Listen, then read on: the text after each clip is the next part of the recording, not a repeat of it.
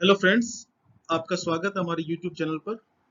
आज हम कुछ बैंक रेट्स हैं उनके बारे में जिक्र करेंगे। कुछ इंपॉर्टेंट रेट है, आप अगर किसी भी स्ट्रीम के स्टूडेंट हैं, आप सबके लिए ये रेट है इनको जानना बहुत जरूरी है। तो बहुत ही कम टाइम में आपको शॉर्ट में इन सभी रेट्स के बारे में बता रहा हूँ, आप इसको ध्यान से सुनिएगा और वीडियो को लास्ट तक देखिएगा।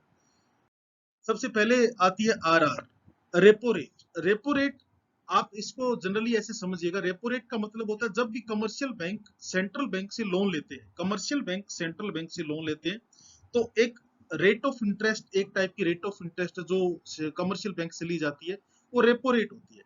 लेकिन ये लोन है वो किन्हीं सिक्योरिटीज के बदले में लिया जाएगा। सेंट्रल बैंक है वो उनकी सिक्योरिटी परचेज करता है, बदले में कमर्शियल बैंक का उनको पैसा मिलता है। तो आप यहाँ देखिएगा, रेपो रेट। रेपो रेट का मतलब, इसको पढ़िएगा, repo rate refers to the rate at which commercial bank borrow money by selling their securities to the central bank of our country RBI to maintain liquidity in case of shortage of funds or due to statutory measures. It is one of the main tool of RBI to keep inflation under control. तो आप इस चीज को समझिएगा, loan भी लेता है, loan भी कह सकते हैं आप इसको, और कई बार लिक्विडिटी है उसको मैनेज करने के लिए या स्टेचुटरी मेजर्स होते हैं उनके लिए लिया जाता है। फंड्स का शॉर्टेज उनके लिए, तो अपनी सिक्योरिटी जो वो सेल करता है, आरबीआई वो सिक्योरिटी जो परचेज करता है और बदले में उसको पैसा देता है, तो वो आरआर होती है, रेपो रेट। दूसरी होती है रिवर्स रेपो रेट। अब कई बार आरबीआई, अब रिवर्स रेट रेपो रेट है उसको अगर हम ऐसे सिंपल वर्ड्स में उसमें डिफाइन करें तो रिवर्स रेपो रेट का मतलब हुआ कि रिजर्व बैंक जब कमर्शियल बैंक से लोन लेता है तो उसके बदले में जो रेट दी जाती है वो रिवर्स रेपो रेट होती है। अब सभी को ये कंफ्यूजन होगी कि रिजर्व बैंक लोन क्यों लेता है। एक्चुअल में रिजर्व बैंक लोन नहीं लेता है। अगर मार्केट में बहुत ज्यादा मनी सप्लाई हो जाए तो उस मनी सप्लाई को एब्जॉर्व करने के लिए उस लिक्विडिटी को एब्जॉर्व करने के लिए सेंट्रल बैंक का वो कमर्शियल बैंक से पैसा ले लेता है, और जिस रेट पर वो लेता है वो रिवर्स रेपो रेट होती है। यहाँ आप देखिएगा, इसमें रिवर्स रेपो रेट है उसको। Reverse repo rate is mechanism to absorb the liquidity in the market. Market की लिक्विडिटी है उसको एब्जॉर्ब करने का एक मैकेनिज्म है, thus restricting the borrowing power of investor, जाता कि इन्वेस्टर्स तक ज्यादा पैसा ना जाए। रिजर्व बैंक है वो आरआर को, ट्रिपल आर को डिसाइड करता है। तो reverse repo rate is when the RBI borrows money from banks when there is excess liquidity in the market. बहुत ज्यादा लिक्विडिटी, बहुत ज्यादा मनी सप्लाई हो जाए तो है वो सेंट्रल बैंक का लोन लेता है। The bank benefits out of it by receiving interest for their holding with the central bank. तो ये रिवर्स रेपो रेट होती है। तीसरी रेट होती है सीआरआर। जब हम बैंक में पैसा जमा करवाते हैं, बैंक में पैसा सबमिट करवाते हैं, डिपॉजिट करवाते हैं, तो उसका एक पार्ट है बैंक को अपने पास रखना होता है। सिंपल वर्ड्स में बता रहा हूँ आपको मैं, एक पार्ट है बैंक को अपने पास रखना पड़ता है और एक पार्ट है वो रिजर्व बैंक के पास जमा करवाना पड़ता है। आई रिपीट, जब हम पैसा डिपॉजिट करवाते हैं तो उसका एक पार्ट है वो कमर्शियल बैंक को अपने पास रखना पड़ता है, एक पार्ट है वो सेंट्रल बैंक को भेजना पड़ता है। तो जो पार्ट सेंट्रल बैंक को भेजा जाता है उसको कैश रिजर्व रेशियो कहा जाता है, सीआरआर, कैश रिजर्व रेशियो। और जो पार्ट अपने पास रखता है उसको एसएलआर बोलते हैं, नेक्स्ट स्लाइड में होगा वो, स्टेट्यूटरी लिक्विडिटी रेशियो। तो CRR is the percentage of total deposits with which a commercial bank has to keep as reserves in the form of cash with the RBI. The bank are not allowed to use that money kept with RBI for economic and commercial purposes. It is tool used by Apex Bank to regulate the liquidity in the economy and control the flow of money in the country. Liquidity उसको control करने के लिए, money supply को control करने के लिए, flow को control करने के लिए ये टूल्स की फॉर्म में यूज की जाती है।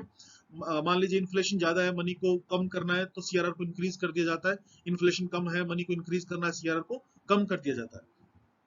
सीआरआर को कम करने का मतलब क्या होता है, बैंक कहता है मेरे पास कम पैसा रखिए, आप इकोनॉमी में ज्यादा पैसा सर्कुलेट करिए। एसएलआर है वो, अभी मैंने आपको बताया कि बैंक को एक पार्ट अपने पास रखना पड़ता है, तो वो एसएलआर होती है, statutory liquidity ratio, shortly called SLR. Also an obligatory reserve to be kept by the banks as prescribed securities based on a certain percentage of net demand and time liabilities.